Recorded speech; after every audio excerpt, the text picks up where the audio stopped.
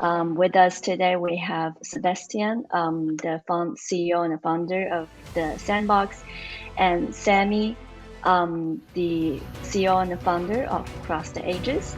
And we also have Christopher here, Mensis Capital managing partner. And we're here to talk about a great topic. Also, it's very trendy.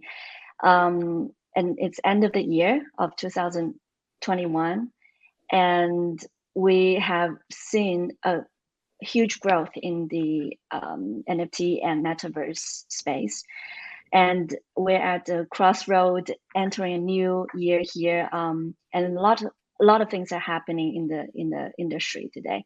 And so, we'd like to get your opinion on your vision of what 2022 would be like in this space. So great to have you here. But before we start the panel discussion, why would you give us an introduction of how you started your project, how you have this vision of getting into the space, especially for Sebastian and Sammy. And Christopher, also you're invested heavily in the metaverse space. So we'd like to hear your vision on the sector as well. So Sebastian, go ahead. Yes. Quick introduction. I'm the CEO and co-founder at the Sandbox, which is an open metaverse where players and creators can make free asset and game experiences and truly own them through the use of blockchain technologies, NFTs, and Sand, our utility token. I'm also the president of the Blockchain Game Alliance, which is an organization that now counts over 300 members, promoting for more adoption of blockchain technology within the video game industry. And cool. I've been entering blockchain since, almost the end of 2017. We have been one of the true pioneers in the space, pushing for blockchain gaming through ownership of your digital asset, identity, and cryptocurrency, and trying to build this gaming virtual world, this open metaverse that anyone can own and be rewarded for contributing to. How did you have the vision for metaverse at so early in 2017? I wouldn't say it's so early, and generally speaking, the notion of metaverse and virtual world has been out there for like 20, 25 years with Second Life, World of Warcraft, etc. So really not taking any credit here, just like it's the evolution of the Sandbox franchise over the past 10 years. It started as a mobile game. Users were also creating the content. They made so many great content creation. We had more than 70 million creation at peak.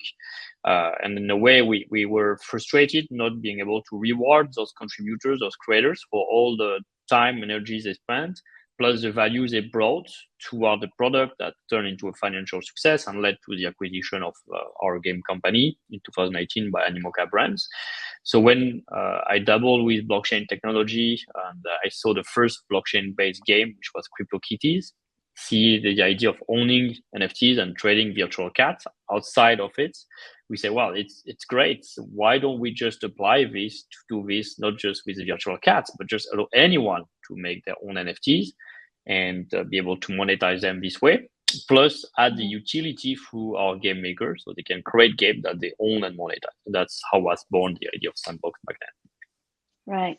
Great story. But, we also have Sammy here at Across the Ages. It's new gaming, I would say, fantastic, project out there with a lot of artists, gamers, developers, even writers involved. So Sammy, would like to hear your vision and your background, how you started, and why now bring this to blockchain. Thank you, Sebastian, to be here. Thank you, Tink, for this interview. So yeah, the story started 15 months ago. So I'm from the part of the gaming side. So I'm producer of video game. Our company produced more than 50 video game for Nintendo Switch, PlayStation 4, PlayStation 5, Xbox, Steam, and Android. And I met 15 months ago Christophe. The story was very quick. The idea was to create a new kind of game on the blockchain with the NFT and on the crypto space. The thing is, more we start to understand, more we see that a lot of things was about like speculation, and we need to create something with a strong IP. So it's how we start like to have this idea to create a story with a book, 7 book exactly, with at the beginning 1 writer become 2 writer, 5, and now it's 14 people working on the writing team to have like a big saga as Harry Potter or Game of Thrones, but without the show yet. So I'm a big fan of collectible, so Magic the Gathering, Yu-Gi-Oh, Pokemon, and all this stuff. And for us it makes sense to create a new kind of game with a deep experience on the collectible, and do that with gamification, to have a game with a lot of fun, with a lot of pleasure, and to push people to go inside and having a fun experience. So yeah, this is probably that's the story about like behind Across the Ages. Great, thank you for sharing. And let's give the stage to Christopher. How did you see the opportunity in the metaverse investment side? Well, I didn't really see the opportunity. It just came like this, right? And especially in the blockchain space, we have several stages. Started with blockchain technology, ICOs, then you have ASTO, and then you have DeFi, and then there is always something, right? But I think this time is completely different, and it's not just a hype that's gonna fade away. In the case of Sammy, it arrived just naturally, right? A friend of ours just introduced to each other. I'm not a big gamer myself, but so okay, I enjoyed what he explained me, what he was doing. Okay, was successful, but I didn't have any idea. But he's also a collector of Magic cards and Pokemon cards, which I heard about Pokemon back then, but I never heard about Magic. Sorry about that. It seems those days I am the only one. But when he explained me the price of those cards on the secondary market, I was amazed, and so I just thought about tokenization, and this is how it's not even about the NFT. NFT always have been there. Actually, now it's changing. We are all talking about NFTs, non-fungible tokens, but the idea of the crypto space was to make something not liquid, right? So tokenization, it was completely different the way we were thinking before on the market. So it just came naturally. And the good thing about NFTs, metaverse in general, is that everyone can understand what we're talking about here. It's pretty simple. It's almost if it was physical, right? So you have a picture or any kind of art piece, and you can understand that you can get value of it. So this is the way for me for the blockchain to become mainstream. Mm-hmm. And everyone have dreamed about a metaverse, right? When you were a kid. So I think it's the sense of the history. I guess that's the question for Sammy and Sebastian. Yeah, sure. I'm gonna let them speak about that. Yeah. Did you have the vision when you were a kid that metaverse would actually happen? I wouldn't say in this current form, obviously, but I think we all have some sort of dreams of like worlds that we can create from our own hands. And we used to do that, I don't know, of myself, like playing with small cars and Legos and Playmobil characters, etc. Like we always try to create that universe that brings a lot of our favorite characters and toys all together, and we build stories with them. It's almost inheritance. And I like to see, first of all, I like that Sandbox might be inspiring the next generation of kids so they can dream bigger afterwards. But also I like starting to see how Sandbox is becoming a little bit what I was playing around as a kid. Indeed, like there's only one place in the world where actually I can play with both Smurf, Care Bears, Walking Dead, Snoop Dogg, Deadmau, Adidas, and many others coming together and create a game that I can publish and monetize, where I can shoot zombies and have like a superhero and like the lovable character and all of cool stuff. So it's shaping to be, but of course it's still very early. It's not like the science fiction movies that the Oasis in Ready Player One, for example, might become in a decade or 20 years from now. Interesting. And Sammy, Yeah. what was your vision? I think we are coming. We are going to have like the oasis of Ready Player One. It's going so faster that yeah, I'm pretty sure that in before like end of this decade we will be able to see something like that, you know. And everyone is coming, you know, to the metaverse. Metaverse is something that, you know, when you see like the NFT, it was the most Googleized word this year, you know, on Google. You have like 7 billion of people, you know, talking about the sale of the NFT. The metaverse is something that everyone is coming to, and like I was dreaming when I was young to have like a world like when I can do that, you know. So I tried like many experience, you know, with the VR, but it wasn't, you know, a success, and it was like complicated. But now with the technology and the new technologies coming, I'm pretty sure that we will have soon something very immersive, and where people can meet each other. You can meet friends, and you know, change the rules, and having like possibility to do things that we never be able to do on the past. So yeah, it's really exciting. So do you believe that for blockchain to go mainstream, the entry point would be gaming?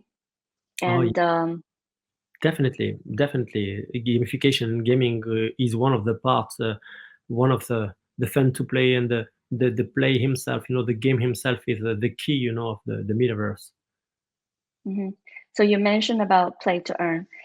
This is kind of the new business model we've seen that it's being revolutionized the gaming industry in 2021. Is there any new business model that's coming up in the metaverse, you know, future development? Sebastian? Yeah, I'm sorry.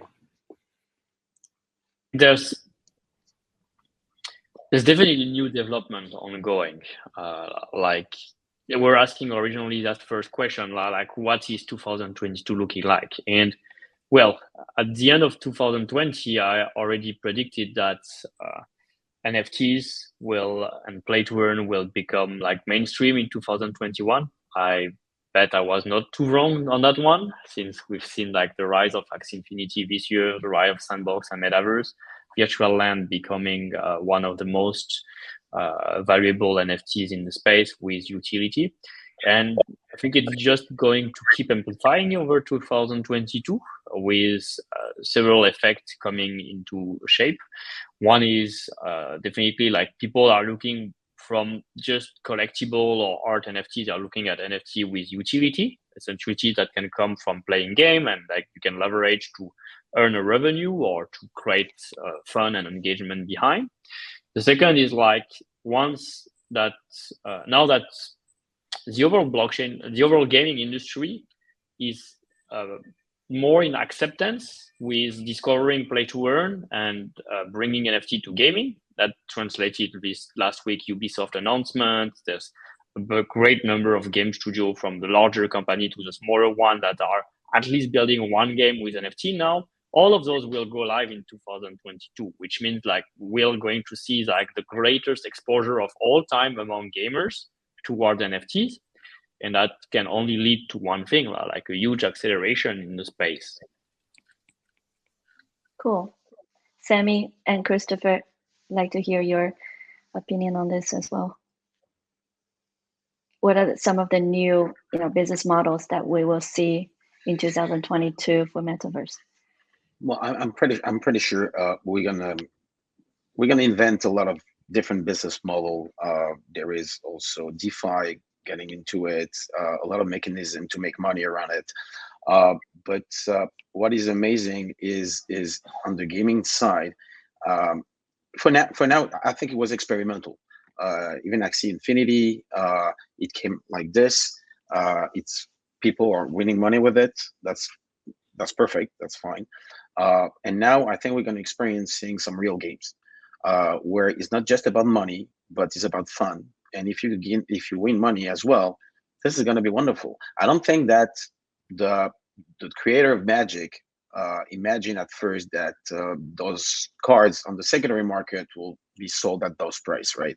Well, the only shame is that he doesn't touch it. He doesn't win any money on the secondary market. But so now you have a new business model because it's digital. And Cross the Ages is a very good example, I think, of this new era of gaming in the blockchain space, because I'm pretty sure this game will be like funny to play. The design are amazing. You have so much artists that already did some great work in the past. And I think this is quite new, that not a major editor is bringing this kind of IP on the table, and especially in the blockchain. And I think it's a good path for the others. If you take common games like on PlayStation and stuff, we all buying some items in there, but we don't own anything, right? And it can't stand like this anymore. I don't think so. Yeah, and the good news is as well, some companies like the one of Sammy can pop up, which I don't think at this level it would have been possible before. Yeah. Sammy, you're expert in the gaming, industry. You have studios, as far as I understand, globally, and it's been developing this Cross the Ages game. So maybe you could share with us a little bit more about the business model that is designed for your project. Sure. We are 134 people, working on the project now. We involve 68 international artists. So you have people working on Game of Thrones, Star Wars, Marvel, DC Comics, Avatar, Matrix, League of Legends, Legends of Fire Ring, Resident Evil, and like so many projects. This make like this project totally crazy. Is like we get like so many people from different horizons. Those people used to work on several projects, but having all these people working together is something very new on this kind of project, new for this kind of IP. When you have like people on the writing team, people on the artists, people like on the gaming, and they all working for this universe, it will make something very huge, for Cross the Ages. The thing very interesting is the model. We have here a new way to play. As Christophe say about like fun to play, the fun to play is one of the key of the success. So we have like 3 different points. We have the fun to play, and we have also the free to play, because like many game on the blockchain now is the play to earn, but it's not free to play. So the access, to start can be like very high, like 1,000 and maybe like sometime more than that, and it's not give possibility for a player to have like a massive adoption from the gaming part. What we want to do with Cross the Ages is create the bridge between the world of the gaming and the world of the crypto and the world of the collectible.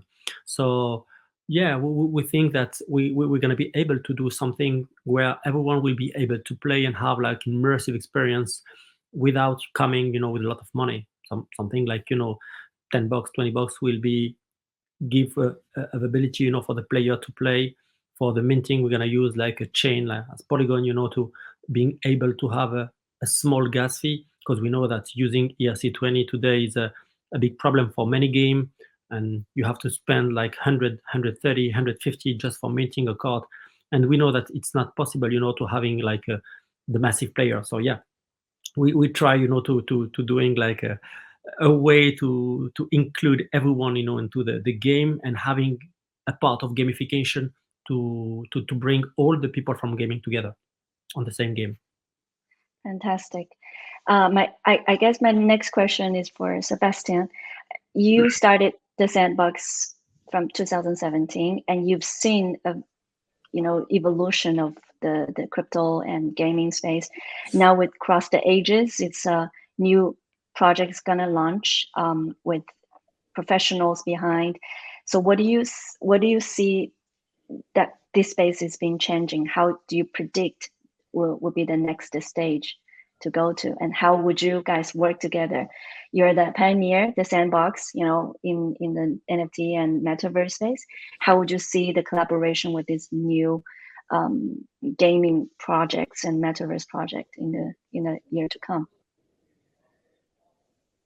I think Well, as you mentioned, like it's been already more than 3 years that Sandbox has been in production, and we're still in an alpha or beta stage. So the case of Sandbox by itself, it's pretty special because it's more of a platform than a single game. But that also has we've been like witnessing several waves of game. What I tend to remember is like the project that innovate the most, disrupting a certain business model or experimenting and launching on their own interesting concept that puts value and puts community first, are going to be the long-standing one. And those projects, they are usually not the one that just try to make a copycat over like, oh, there was CryptoKitty, but how many a dozen of clones we've seen with dragon, with dogs, etc., of like just breeding games. Or they are not games that are rushing to issue a token without truly building a gameplay that can like really be standing over the long time. So over the 3 years, we've seen essentially the CryptoKitties kind of movement with up and down. We've seen then Axie Infinity rise, and that is a game that really innovated into not only play to earn, but also developing an ecosystem with guilds around them, which could leverage those NFTs and earn a revenue from their playtime. We've seen NBA Top Shot, which introduced like a new format for collectible, etc. We've seen Sorare, one at a time, and a few others that really stand out because the founders took risk and they cared to build more the community and the product first. And what I'm seeing with across the age is a lot of those ingredients as well here. Like Sami and his team are experienced developer in the video game industry.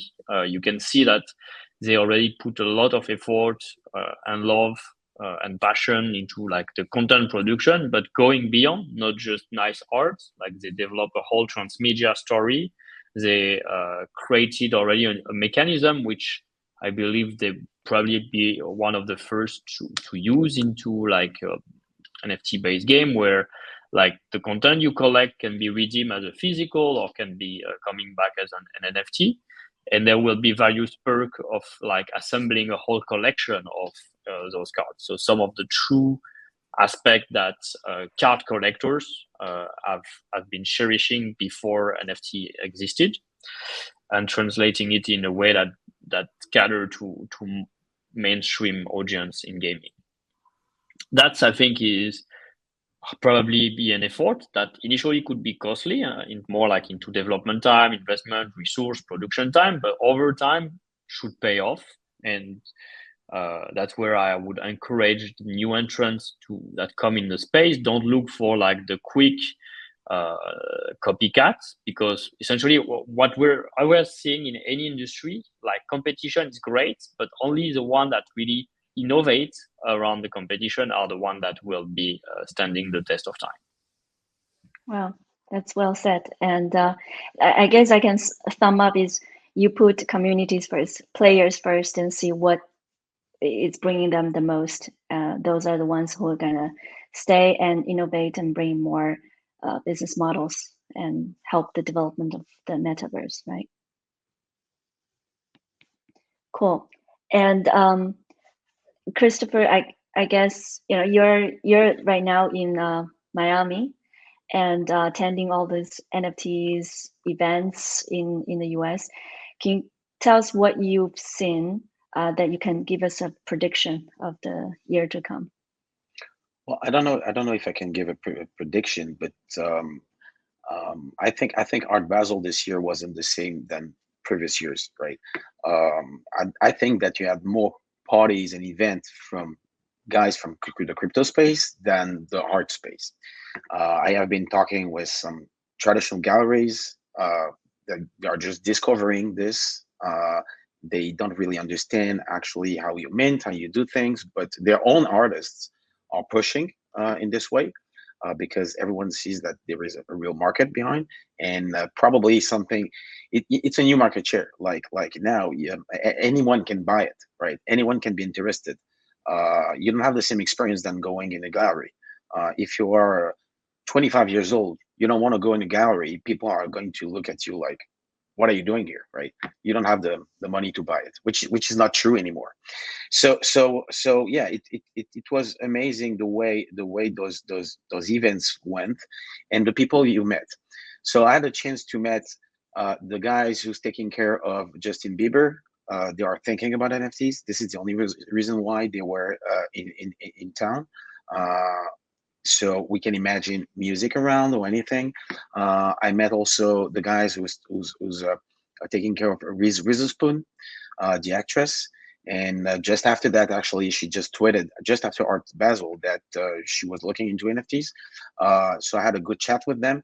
And when it's starting to be, I was talking about mainstream earlier. When it started to go in this kind of people, I mean, I don't know if it's just for money or for the artistic part of it, but anyway, I think it's a very good signal, and it's taking a lot of expansion here.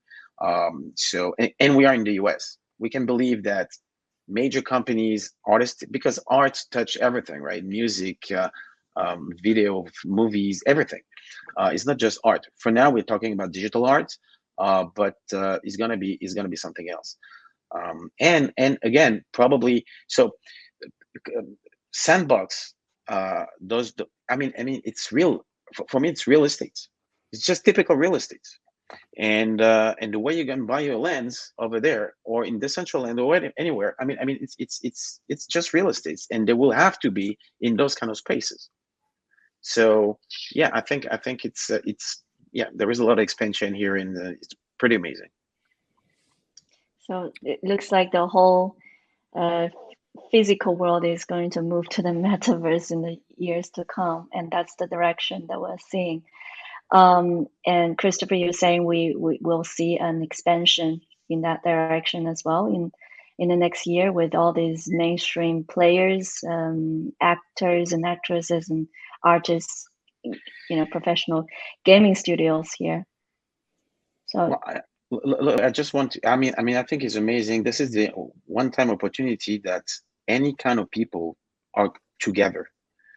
I mean, there was no way that some investor in the blockchain space spent some time with the agent of Reese Witherspoon. It doesn't make any sense at first, right? Or I mean, I don't know. Everyone is getting together, artists with developers, with blockchain companies. I mean, I think it's pretty nice. cool. Our time is almost up here. So I have the last question for both Sebastian and Sammy, which is, we would love to know what is the roadmap look like for both, the Sandbox and for Across the Ages. So if you could share with us what's gonna be, your plan for the communities who follow both of your projects, that'd be great. So I could guess, Sammy, you could go first with this. Okay, here we go. So I want to be polite and start with Sebastian, but I will do it. So yeah, we have this book. We start to release our book in 5 languages in October: French, English, Spanish, Chinese, and Japanese. So every week, we release a new chapter. We will have a playable version of the game in early access end of the first semester of 2022. So it's coming very soon, and we're gonna give like a update, for all the player every week, to tell them that where we are. We already have like a schedule until 2024, and we expect that at the end of 2023, all the game become, on the metaverse. Because like we really think that we're gonna be, on the metaverse, and this is gonna be the future. So yeah, I let you, Sebastian, because we don't have a lot of time. Well, briefly speaking, we've had the pleasure to launch finally the alpha version on November 29th. It gave like a first taste to everyone of like what the metaverse could be. It's going to be still open until December 20th. Then we'll close it and we'll start a new season somewhere early next year. So that's part of like 2022, start to launch more and more play to earn season until we let any landowner to publish experiences and game on their own into their land and open their own play to earn season as well. introduce a more decentralized governance with a DAO as well, which will allow to vote on some key decision of the platform, and continue to polish and update the various creation for tools, Vox Edit, the game maker, to inspire more and more creators around the world. Well, thank you so much. Thank you. you. Sorry, yeah. I just want to add something, is that because we didn't mention it, but so Sebastian and Sandbox have been helping us a lot in across the ages, and we haven't mentioned it. He's not just an investor, but also a strategic advisor, and so I think it was important to say it because he brought a lot on the table, let's say. Cool. You really support us, and thank you very much, Sebastian. Yes, of course. Like my goal is to grow the overall ecosystem and support as many builders as possible. So yeah. Cool. I guess we'll see more news coming up with the collaboration. I'm sure, you know, we'll see, as you mentioned, Sebastian, that the direction is whoever is being creative and bringing more value to the communities are the ones that are going to have more value in the long term. And you also mentioned about the governance DAO in the project that you planned for the future. So I'm sure there's that collaboration for different communities in the future as well. So be happy to have this kind of, you know, topic to discuss with you about the DAO topic in the metaverse in the near future. So thank you so much for your time. And I guess we will finish the discussion here.